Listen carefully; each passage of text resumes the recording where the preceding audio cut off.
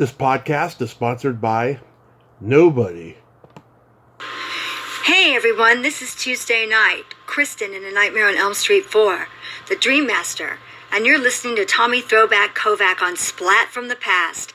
You know, the guy with the painted toenails. Hey dudes, welcome to Splat from the Past, the only 80s themed horror sci-fi show where things can get totally radical. Now today, I will be welcoming back the awesome Kimberly Gold.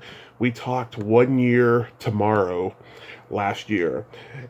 She, was this great musician. She reached out to me on Facebook after hearing my interview with Baxter Robertson, and she was just a wonderful ball of energy, and I wanted to talk to her again, talk more in depth about the music and the shows that she's been doing since the world is starting to open up again, and I think it will be a great conversation. She mentioned she did a show with Felix Cavaliere from the Rascals. She was at the Fong-Torres Mill Valley Film Festival, and she's doing another project I don't want to spoil until I bring it up to her. Don't want a lot of you to hear it right now. And it's going to be a great conversation, and I cannot wait. Not only that, it's also going to be, tomorrow is going to be 1 year since I started doing this podcast is sponsored by nobody, and a lot of people laugh when they hear that. They like it, so that's why I've kept on doing it, and I'm going to keep on doing it because it is fucking funny. So, here is my new interview with Kimberly Gold. Hey, Tommy Kovac, what's up? Not too much. The sun is out and I can't complain. Likewise. Yeah. Even there in San Bruno, where it's usually cloudy, you can see the sun out there. That is a misconception. You're talking about the hometown of Daly City if you're talking about the fog. It's usually pretty sunny here. Huh, interesting. Then again, we're starting to get global warming everywhere now, and so I guess, it's starting to change the whole landscape of the weather of California. Okay, and that concludes our weather report, ladies and gentlemen, for February 16, 2022. Are we on the air? We sure are. And you know what's funny? Figured as much. You know what I didn't realize? The last time we talked was 1 year ago tomorrow, and it was Tuesday's birthday. No way! Oh my goodness! Yeah. Wow. Well, you intuited it just right, apparently. Intuited? That isn't even a word. You did the right thing, man. How's that? Okay, I'll buy that. Well, happy early birthday to Tuesday night. That's very cool. Yeah, and I just thought that was a funny coincidence. I thought, should we do this tomorrow? Make it 1 year? Nah, it's okay. Fuck it. The 16th. Or on the air. I guess you can do that. It's your podcast, isn't it? Yeah. Go ahead. Swear. All right. Oh my God. So tell me about Nashville and what you experienced there. Okay. Well, shall I start with the whole reason of why I ended up going back there for the first time in 12 years? Yeah, go ahead. Okay, so I guess for our listeners that don't really know my entire life story, I lived in Nashville for 5 years, in 1995 till the end of 2000, and then I came back to the Bay Area for family reasons, and then ended up doing my life here for a good long time, and then I moved back there beginning of 2008 just to the middle of 2009, and then I moved back to the area for family reasons and ended up staying here. I hadn't gone back since I came back in middle of 2009. And, I kind of had this thing of like, I'm not going back to Nashville unless I have a very compelling reason to go. I write many books on my time in Nashville, and there's some amazing things about it. And then, there's some tough things about it. It's still a small town. It's a small country town at the end of the day, even though it's, a big music conglomerate. So Anyway, you might recall when we spoke last year, I think I had just finished recording. Yes. Cover. Yeah, so it's kind of perfect timing for you to ask this question, Tommy. So I had just recorded a cover of a song by the 60s rock band The Rascals of How Can I Be Sure? And I believe, we piggybacked on, you had just interviewed Baxter Robertson, and Baxter had played on my recording, my remake of that song. Yeah. Kind of like the connecting the dots kind of thing. And so I had just finished recording it when you and I spoke last year. Well, my friend Ben Fong-Torres, who might remember as the senior editor of Rolling Stone magazine, the original guy, and he's had a very illustrious career. He was a big DJ here at KSN Radio in the 70s, and then he parlayed into a very famous author, and he's kind of a big deal in many, many circles, and they just did a documentary about his life, which screened at the Mill Valley Film Festival. We'll get to that. But he also has an internet radio show on Moon Alice Radio now. Okay. Every now and then he plays my music. So I had sent him a bunch of my new music, and I included my remake of the Rascals song, How Can I Be Sure? And he surprised me with playing it after the Rascals song Groovin'. It was a big kind of thrilling little moment where you heard the Rascals groovin', and then it segued into my version of their song, How Can I Be Sure? And he gave me a really nice shout out at the end. And so that gave me the impetus, like, wow, maybe I need to get this to the original Rascals. Like I didn't even really know who was still around or what they were doing. Yeah. And long story short, I tracked down Felix Cavaliere, who is the founder of the Rascals and who is still performing as Felix Cavaliere's Rascals. I tracked down his manager, and I got him the song. And I had to kind of nudge the manager, are you going to get it to him? Are you going to get it to him? And he finally did. And the day that he did, within half an hour, Felix Cavaliere contacted me personally. Wow. And he praised, it was like one of the greatest moments in my life. Now, the song was co-written with Eddie Brigatti, who was the other co-lead singer of the Rascals, and Eddie Brigatti actually sang it. And Eddie Brigatti actually sent me a nice little Facebook message. But Felix Cavaliere contacted me personally, and he praised my version of one of his favorite compositions, and he invited me to come to any Rascals show that I wanted, anytime. So I looked on the tour schedule to see when they were coming here to California, and they weren't. However, they were going to be playing in Nashville, Tennessee on August 27th, which is my birthday. So I went, okay, that's my reason to go back to Nashville. And that's what happened. I worked it out that I went to Nashville. I got to see the Rascals perform on my birthday, August 27th. I got to meet Felix. And then I booked my own songwriter show, and I got to do a really cool Songwriter in the Round show at a place that I used to play there called the Commodore on August 30th.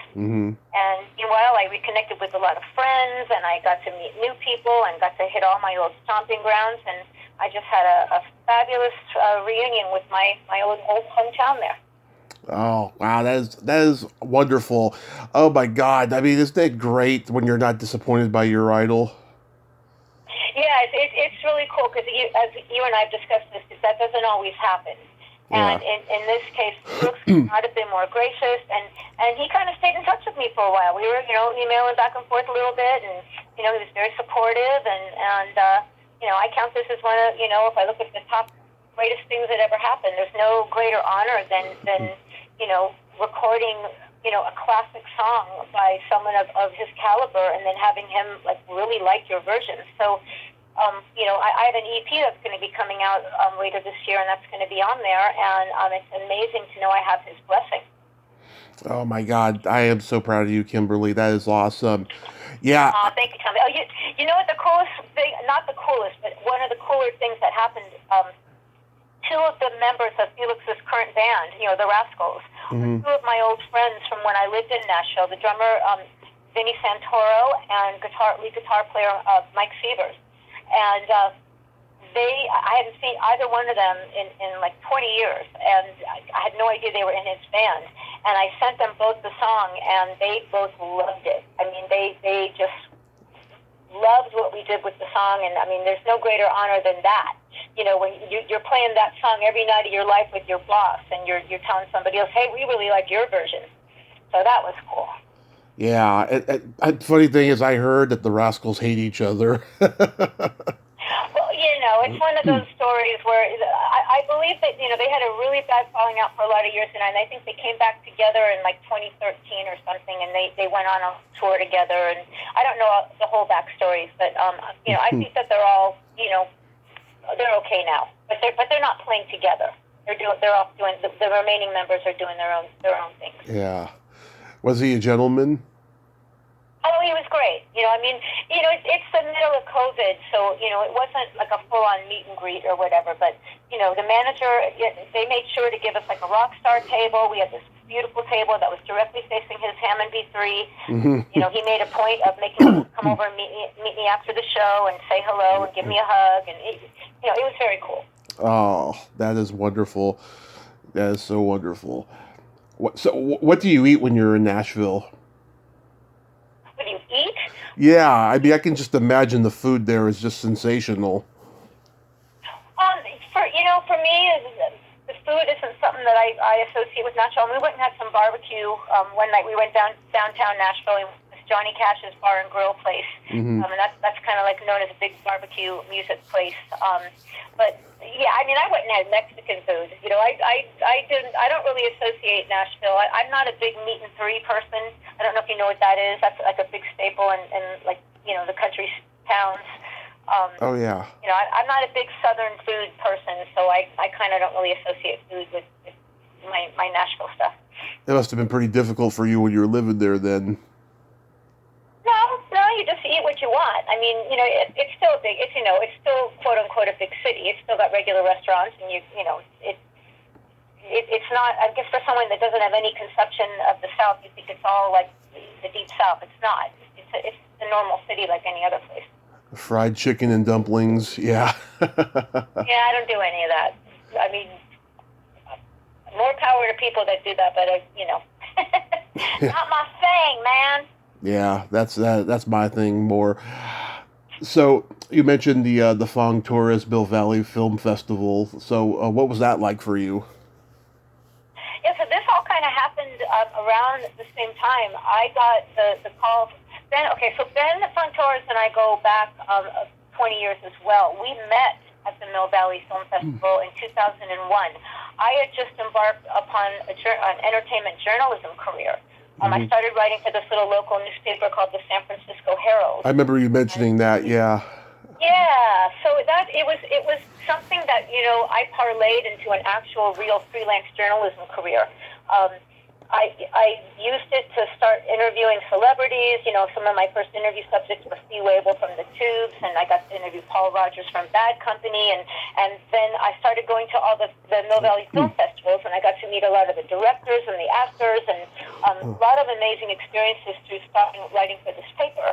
And my column was called Almost Famous. And so somebody introduced me to Ben Fong-Torres at the Mill Valley Film Festival, and you might recall the movie Almost Famous. You remember that movie? Oh, of course. Mark Maron's the security guard. Lock the gate! Yeah, he plays that at the beginning of every podcast. Oh, really? I don't know what that is in reference to. I'm sorry. He's the number one podcaster in the world. To me, he's number one. Okay. Joe Rogan's number two for me. But go ahead. Okay.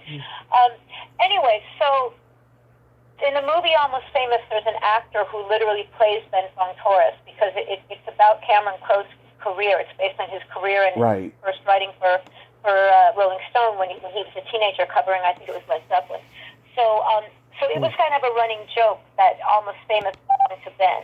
And so when he met me, they introduced us at the end of the screening or whatever, and he made a joke and he said, "I'm going to sue you."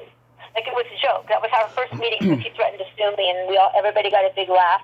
And that started, a 20-year-plus long friendship where we've done so many things together. We've done karaoke together. We've gone to this jam in San Francisco that's gone on for many years together. And meanwhile, he's written, a lot of books. I've gone to his book signings. every now and then he plays my music, like I said, on his radio show. He's also hired me to sing jingles and read copy for his radio show. And like I mentioned a little bit earlier, one of the things he does is he plays my music on his show. Like every Christmas, he plays my version of John Lennon's Happy Christmas after he plays like Imagine by John Lennon. He likes to do these little specialty things. Another song that I sent you, one of my new songs on my EP called Who We Are Now. Mm-hmm. He played Who's Who Are You, and then that segued into my song Who We Are Now. He's really good at that stuff. So right around this time that he was doing all the stuff that led to the How Can I Be Sure thing, I was just about ready to leave for Nashville. Mm-hmm. And he sent me an email, and he said, I knew the documentary had come out. They had done the initial screening at the Tribeca Film Festival in New York that in June of last year. And, so it was already kind of like a big deal that was happening. And then they were going to have a screening at the Mill Valley Film Festival. Ben is a native of Oakland, California. So this was like a really like local boy, makes good kind of thing. And he was putting together a band after the screening of the movie. Like they were going to screen the movie and have the big deal screening, and then they were going to move everybody down to a club in Mill Valley up here called the Sweetwater, very famous music hall in Marin County. And he put together a band, and he was hiring all his favorite singers to channel his most favorite interview subjects. Like, he would have, for instance, there's a really well-known singer here named Glenn Walters, and Glenn Walters got to do Ray Charles. Whoever he loved the most of who he interviewed in his career, he brought on his favorite singer. He would tell a story about his experience with those artists, and then he would bring on his favorite singer with this all-star band to channel those subjects for him. Mm-hmm. And it was my greatest honor in the universe, Tommy, that he contacted me and he said, will you do Grace Slick and Janis Joplin? Oh. Yeah, no, those are the videos.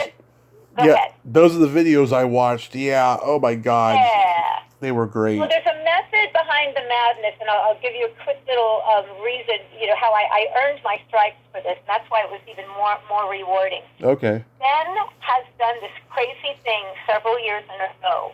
It's called the Hate Ashbury Bus Tour. And people come in from all over the country and sometimes around the world, and he leads these crazy bus tours around the Hate, and he'll point out stuff from the bus.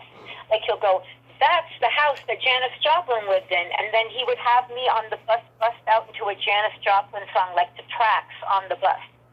Or he'd go, that's where the Jefferson Airplane rehearsed. And then I would bust into a Jefferson Airplane song.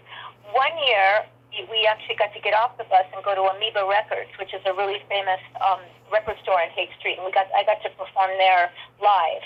But so I've done this for him several years.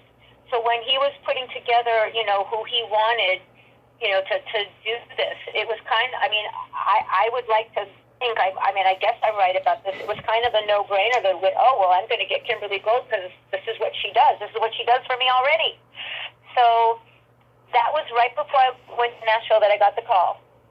And then pretty much as soon as I got back is when they started working on the show. And the band was led by a well-known veteran keyboard player here named Austin DeLone. Uh-huh. And, everybody in the band, in their own right was an all-star player, from somebody's band that's been playing here for years. Three of the female singers, they're called the Soul Delights, and I could name all the names: Kathy Kennedy, Katie Guthorn, Keita Bill, the singers. So many. And the two of the other singers on the bill, just to give you an idea of the company I was so honored to keep. Maria Muldaur, remember Midnight at the Oasis? Oh, yeah. He was one of the singers. David Freiberg from the band Jefferson Starship. Yep. He was one of the singers. He's actually a really great singer. People don't know that. They think he's just a keyboard player. But it was just an incredible band. And it was truly one of the greatest nights of my life. That's not I know I say it a lot, but when you watch the videos, I got to take those moments. Ben just like he gave me the stage, and I just took those moments like I channeled. Grace is still with us. Grace is still alive, but she's not singing anymore. Right. And we all know Janis left us at a very, very young age, but I've been doing my best to honor these ladies, these iconic women, mentors of my life for a long time, and I just really went there. I just said, you know what, this I didn't think about it. I just was, the moment that they put me on that stage, you saw the video, I just kind of like went, okay, let's go. Yeah. It was truly one of the, and everybody was so great. I can't stress the camaraderie that we all shared that night. We were all there for Ben, and it felt such an honor for this man who was so, graciously and quietly just been a genius, for decades. We got to honor that, and be a part of that for him. And I cannot stress enough that when this documentary finally gets a distributor, it's already won like a bunch of awards. Yeah. Critics' Choice Award, Screen Actors Guild Award. As soon as it comes out, you must see it. It's called Like a Rolling Stone, The Life and Times of Ben Fong-Torres, and it's directed by Suzanne Jo Kai, and it is unbelievable. I mean, one of the greatest things I've ever seen, and I was around for a lot of the stuff they covered in that documentary. It was really something. Like they showed scenes of the cassettes of all these different interviews that Ben had done over the years, like with Jim Morrison from The Doors and Ike and Tina Turner. Just unbelievable stuff. I was the one he hired a bunch of years ago to file those cassettes, like in his garage. Yeah. So, I mean, I have a very bizarre connection to this movie. I was crying through the whole thing watching it. So. Yeah. That was what that was all about. Those videos I watched were just magical, Kimberly. I don't know why you're not as successful as Bonnie Raitt. You are just friggin' magical. Oh, thank you. You really are. Well, she's a mentor too. She's a hero too. And I just saw today on Facebook. She's just announced a new tour. She's going to have a new tour this fall. Oh, really? That woman keeps going. Yep. Yeah, that's pretty awesome. Yeah, my dad saw Jefferson Airplane in 1966 at the Cow Palace. The Neil Diamond opened first. It was Solitary Man, and when you do that in front of a bunch of teenage hippies and middle class teenagers in general, that you're gonna get booed off the stage. And so he did get booed off the stage. And then Jefferson Airplane came on, and I think Grace Slick was brand new in the band. They had just done the first album with the other singer, and next thing you know, the hippies and everyone, they were dancing. Aw, that's fantastic. That's so great. Yeah, that was the Aftermath tour in '66, which is so pretty cool. Do you ever get hit on by guys after shows? Oh my goodness, what a question! Not really. No, no. The groupie thing, not really. I don't mean a group. I have fans. I have people that show up at my shows, and I have people that follow me on Facebook, and I'm always honored for, anybody, male, female, and all points in between. If you like what I do, to follow me and connect with me, and I encourage that. But no, not my deal. Have I ever told you what I have my nickname for myself? Have I ever told you what that is, Tommy? No. I am the lone she-wolf alien from another planet. Which by definition is asexual. No, that's not what it is at all. I am not going down this road. I am taking us off this road right now. I had a really good friend of mine who's been on here 7 times. Last year, she came out as asexual on here. It brought a tear to my eye. I was just so enamored with it that she chose to publicly say it here, of all places. Aww. It was really, really sweet, I thought. And that is a big honor. I love that. That story. Yeah. No, I wasn't suggesting the groupie thing or anything like that. I was just curious because you're such a gorgeous woman and you're so damn talented. It's like you gotta have people come up to you after the shows. No, okay, yes, I get lots of nice accolades. I'll tell you, the greatest honor from that night, that Ben Fong-Torres show night. Mm-hmm. Somebody ran up to me, because I closed the first set. That was another big honor, that he had me come out and do White Rabbit in the middle of the set, and then he brought me back out to closed the first set with Janice. And so then I just kind of like was in a daze and just kind of walked out into the house, just like, and then it was break time before they did the second set. And some guy ran up to me and he's like, "Oh my God, if they do a movie about Janis Joplin, you have to play her." I was like, "Oh my." I mean, but then I told somebody about that and they said, "Yeah, well, if she lived to be your age." I was like, "Yeah." I said, "You know what? That would be an interesting concept, though. If Janis Joplin had survived, who would she be? Apparently, she'd be me." So that was a big. I mean, it's always an honor when people, are moved by anything that I do. I never take it for granted. I never take it lightly. So, Yeah. So tell me about this Bonnie Tyler Halo project. Good. All the cool stuff. So yeah, this is just happening. This is really fun. So I'll give a little plug to why I got this gig.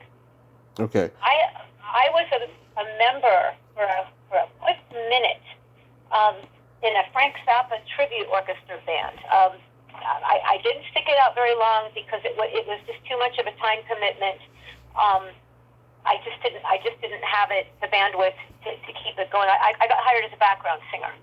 And they're amazing, and I wish them all the best. They're out there performing now. They're called the Stinkfoot Orchestra. I'll give them a plug.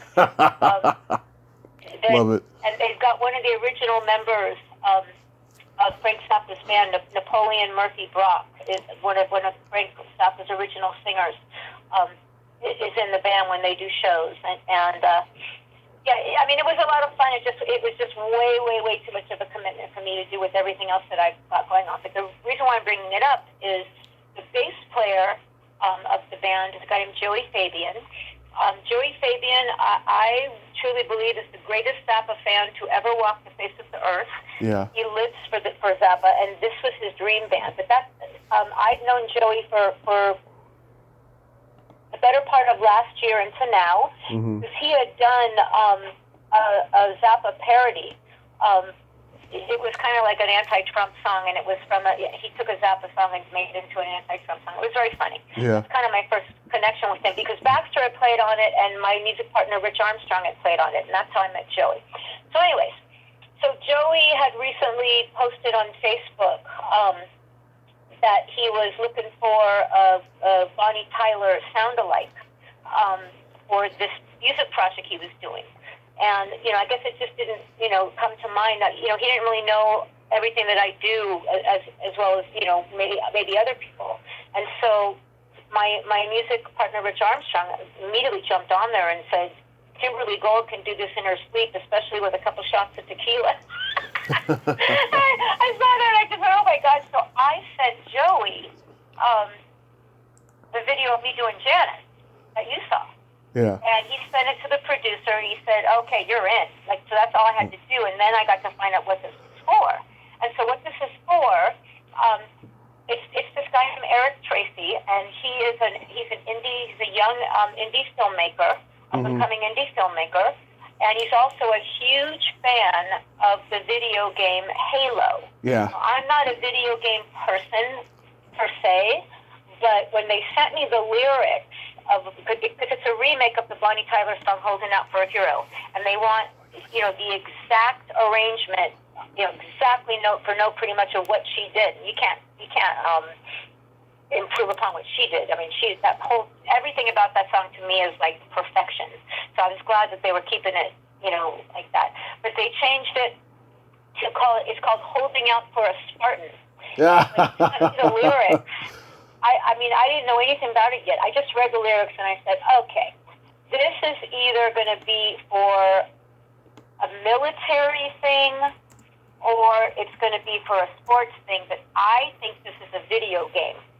I know in my heart this has got to be some like wild, fan-followed video game. And I was right. I talked to the guy, and so it's not actually for Halo. I want to make sure that people understand. It's not like specifically for the video franchise Halo. Uh-huh. It's kind of like an homage to Halo. Okay. And so Well, and so they're getting, they've gotten all kinds of people on board, super pro people who happen to be big fans of the franchise, and they're going to do a short film. It's going to be like, a short film with me singing, trying to sound exactly like Bonnie. I'm going to do my damnedest. I'm going to drink a bunch of tequila and, and call upon Janet to help me. And so we're going to do this. We're actually recording it this Saturday. And from what I think he might be sending a camera person to film us, for part of the making of. But the actual short film is going to be all imagery from the video game. So they're going to be doing, they're going to make an actual short film that's based on all the characters in the video game. And everything that I'm singing about in this new lyric is about the video game. All the characters and all the stuff that happens in the game is what's in the song now. And I guess I sent you the press kit. I don't know if you had a chance to take a look at it. But yeah, I did. He's going to send it to like all the Comic-Con, all of those comic book, fan things. Comic-Cons, yeah. Yeah, and so he's going to send it to all of the places that follow, this kind of stuff, which is a pretty, from what I understand, the video game world, it's kind of like the horror movie world, right? I mean, it's kind of like these people follow the stuff around like everywhere they go. So, who knows what it's going to lead to? I just think it's going to be super fun. Like you and I have talked about, Tommy, we're both rabid fans of the 80s. Yeah. So for me to get chosen to represent something that has a huge part of my coming of age, in the music business, it's just super fun. So I'm excited. I can't wait. Yeah, it's funny. I was just reading the other night.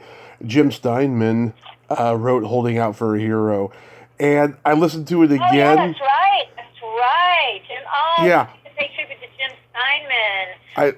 Thank you for bringing that up. Like I forgot about that. That is true. Yeah, I listened to the song again, and I was like, it does have kind of an '80s Bat Out of Hell feel to it.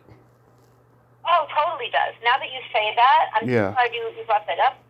Mr. Tommy Kovac, very, very genius of you. Yeah, it is. It's like a Meatloaf Bat Out of Hell production. I mean, it's so dramatic, and when Eric was first, putting together the idea for this, and he kind of really didn't, have a firm grasp of it. As soon as I got hired to do it, I went, well, you want me to do all the background vocals, right? And you realize that's like putting together like the Mormon Tabernacle Choir, right? You have to have all those crazy background vocals that, it's like a rock. Holding Out for a Hero is really like a rock opera. If you really listen to it, in its entirety, it is like a 3-minute rock opera. Yeah, it is. But it's funny because it was in so many movies in the 80s that when you hear it in the movies, it sounds like just a typical mid-80s AOR track, but when you actually listen to it in depth and even watch the music video, you can see how elaborate of a production it is. Yeah, you're absolutely, because in order for me to learn it, because I want to stay really faithful to Bonnie, so I wanted, and both the lead and all the, the backgrounds, and I was like, wow, yeah, it's full on, massive production. She never, she didn't, I don't think she really got her due, she was there for, Total Eclipse of the Heart was really her claim to fame, but man, I think this is just as brilliant a piece of work as anything that came out of that era. Whatever happened to her? Do we know what happened to her? She's still touring, and still recording, but no one, pays attention, I guess. Yeah, well, good for her. I know what, I should have looked that up before I'll look it up later. But, she came from that era of, there were all these musicians coming from Wales in that period and hitting big in the U.S. There was her, there was Billy Ocean. I'm sure there's people. Oh, she's from Wales? Yeah, she's from Wales. Okay, cool. Yeah, Billy Ocean. Yeah, you go ahead. We haven't even talked about this yet, but hope I will knock this out of the park. Damn it! And who knows? Maybe she'll hear it. Maybe I'll get a chance to connect with Bonnie herself. Wouldn't that be something? Yeah, I was going to ask you if you had ever met her. No. So this is. By the way, I'll tell you this on air because I was going to tell you on it. Eric really wants to connect with you, so Eric who? To reach out. the guy who's producing this, the guy whose project this is. Okay, because Eric did friend request me not too long ago. I think you were the only mutual friend. Yeah, so he when I told him that I was doing this today and I wanted to make sure, I got the facts right and all that, and he was like, oh, I want to meet this guy, and because I told him about you. And I said, yeah, this Tommy Kovac is really cool, and he's a slave to the 80s, and he goes, oh my God, I got to meet this guy, because he's a young guy. I think he's only, he's like early 30s, but he says, I'm an old soul, and I love the 80s, so he can't wait to connect with you. Yeah, I'm trying. You're my second musician of 2022. I just had Pat McLaughlin from The Circle last week. He's cool. Yeah, he's the current guitarist. He actually got the band back together and didn't even intend on doing it. It was just a weird twist of fate, and I had a great conversation with him last week. I had a pretty good run with musicians last year. I had Andy Cahan. Yeah, you did. You killed it last year. And you got my friend Durga. Mick Broom. Yeah, that was, as you well know, that she and I haven't really connected personally yet. I want to do that, but that was definitely a blast from my distant early LA past. It was so wonderful to reconnect with her. So that was really cool. I just got a belated Christmas card from her sister Marcia the other day, and I've talked to her twice. She's great. I've had 3 McBroom sisters on here. They just got a great sense of humor, and they're so just warm and friendly. It's so great to hear. It runs all in the family. They're great ladies. Yeah, but last year, oh my God, I had Chris Butler from The Waitresses. I had Walter Egan. I finally got Pamela Des Barres on here, and she was great. I was a little intimidated at first, only because of her legendary status, but she was an absolute sweetheart. Yeah, that's fantastic. Yeah, she's a Facebook friend, and I actually know Walter from Nashville. We were friends back in the days that I lived there. I haven't spoken to him in many years, but I remember Walter well from when I lived there. Oh yeah, he is such a gentleman, such a great guy. I liked him. Very cool. I'm trying to get a Bengal and a Go-Go on here this year. That's going to be a little bit tougher, but I think I can accomplish it somehow. Did you hear my talk with Billy Steinberg? No, I did not. I have history with one of the I interviewed one of the Go-Go's when I was writing for the Herald, and I actually met Billy Steinberg during my songwriter years in LA years ago. So those are both people from my past. Yeah, which Go-Go did you talk to?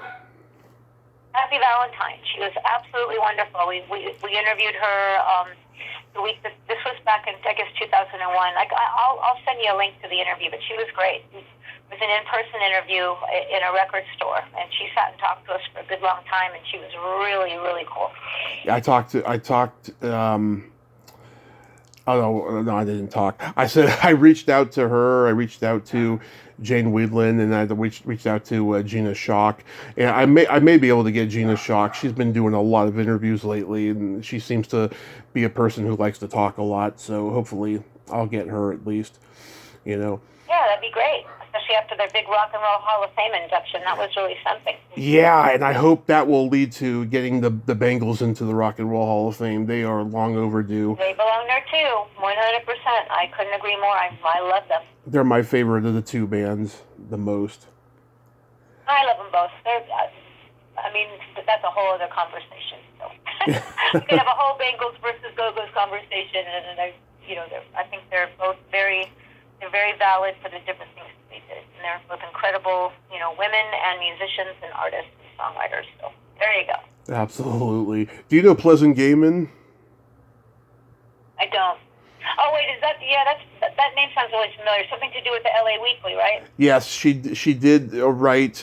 She wrote for a bunch of columns in the '80s, and she's a punk rock. I remember her. Yeah. She's a punk rock musician and belly dancer and tarot reader. She's a force of nature. I had her on in December, and she was just friggin' hilarious.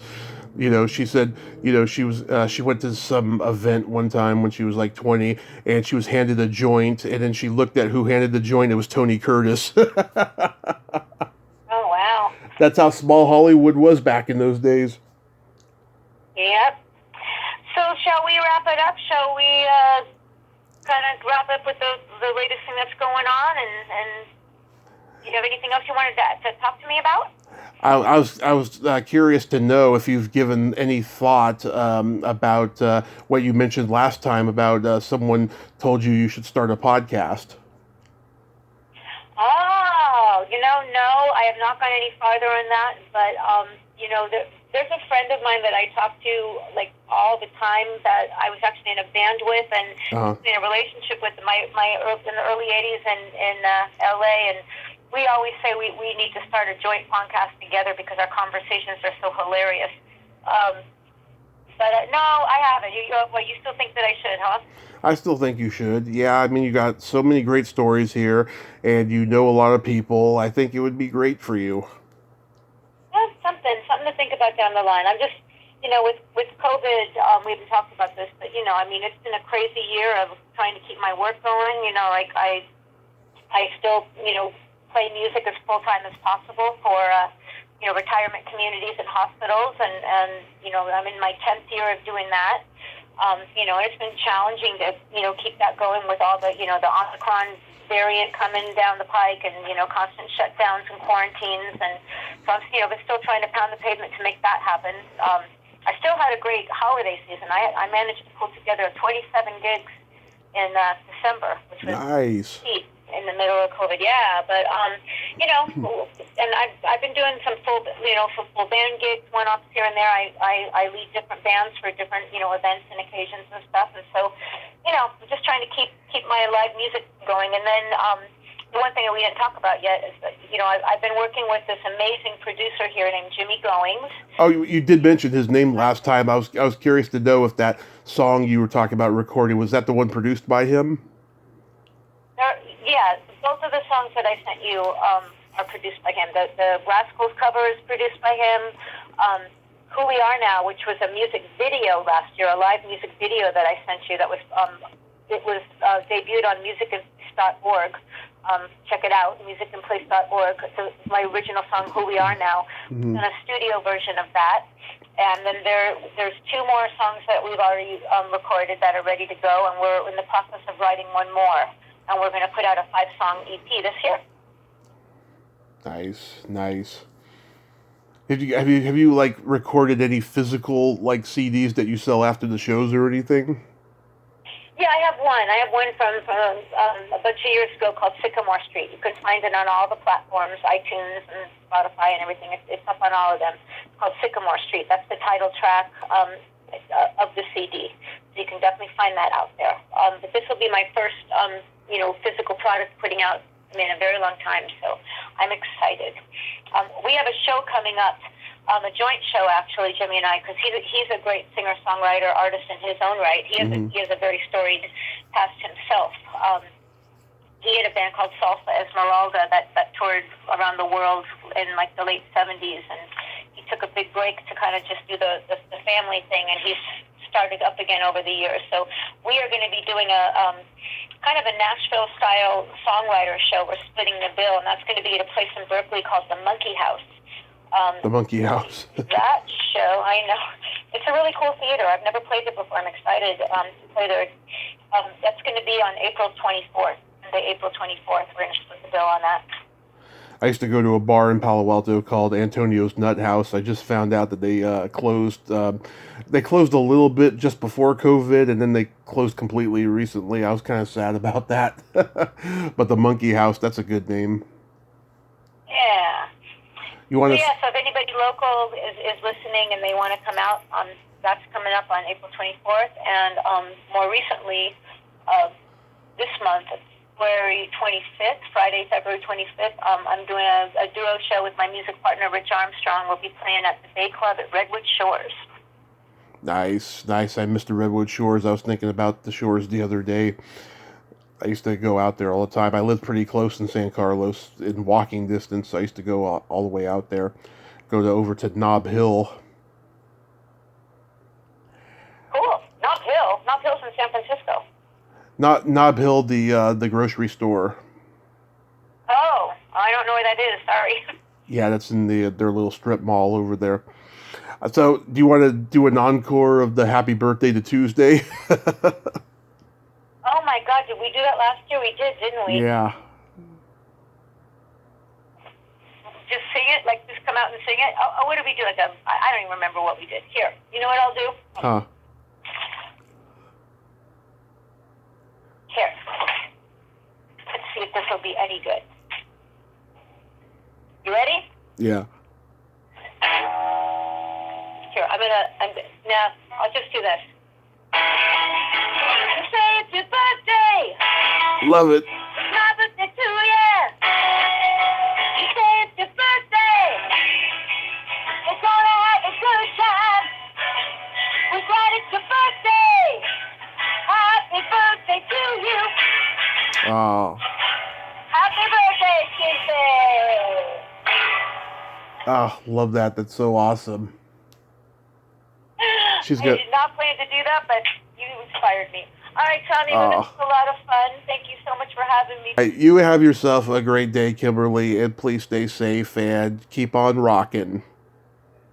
Well, thank you, Tommy, and I just want to thank you from the bottom of my heart. You know, asking me in the first place was an honor, and for you to think that there's value in having me back a second time, you know how to make a girl feel very special. So thank you so much. You keep doing what you're doing. Thanks. Can you spread that around, please? I will. You know I will. Okay. Have a great day. All right, take care, Tommy. Thanks so much. And bye, everybody. Take care. Be safe. Bye-bye. Well, there you have it. Kimberly Gold, ain't she a sweetheart? Oh, she is the Jewish princess that we all wish we could have in our lives. She is just friggin' amazing. I love her so much. Well, until next time, this is Tommy Throwback Kovac saying there's no shame in living in the past because the present sucks. Later, dudes.